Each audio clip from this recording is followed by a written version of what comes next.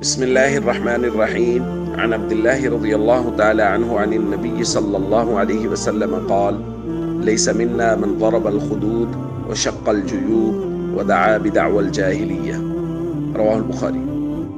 نبی کریم صلی اللہ علیہ وسلم نے ارشاد فرمایا، وہ شخص ہم میں سے نہیں ہے جو نوحہ کرتے ہوئے اپنے رخسار پیٹے، گریبان پھاڑ ڈالے اور جاہلیت کی پکارے۔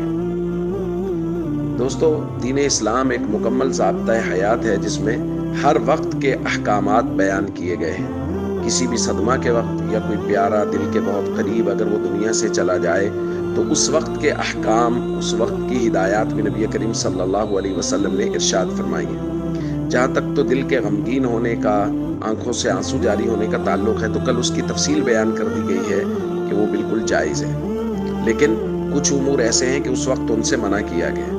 سینہ کو بھی کرنا، کپڑوں کا پھاڑ دینا، گریبان کا پھاڑ دینا، جاہلیت کی بولیاں بولنا، نبی کریم صلی اللہ علیہ وسلم نے اس سے منع فرمایا ہے۔ اسی طرح نوحہ کرنے والوں پر، کرنے والیوں پر نبی کریم صلی اللہ علیہ وسلم نے لعنت کی ہے، اور نہ صرف نوحہ کرنے والیوں پر بلکہ ان کو خوش ہو کے سننے والوں پر بھی۔ لعن رسول اللہ صلی اللہ علیہ وسلم النائحہ والمستمع، نوحہ کرنے والیاں اور اس کو سننے والیاں، ان سب پر بھی۔ اسی طرح نبی کریم صلی اللہ علیہ وسلم نے ان لوگوں پر بھی لعنت کی ہے جو کسی صدمہ کے وقت اپنے سر کے بال منڈوا دیں، یا چیخ کر چلا کر روئیں، او خرقہ، یا وہ اپنے کپڑوں کو پھاڑ ڈالیں۔ لعن رسول اللہ صلی اللہ علیہ وسلم من حلقہ، سر کے بال مونڈ ڈالیں، او سلقہ، چیخ کر چلا کر روئیں، او خرقہ، یا اپنے کپڑے پھاڑ ڈالیں۔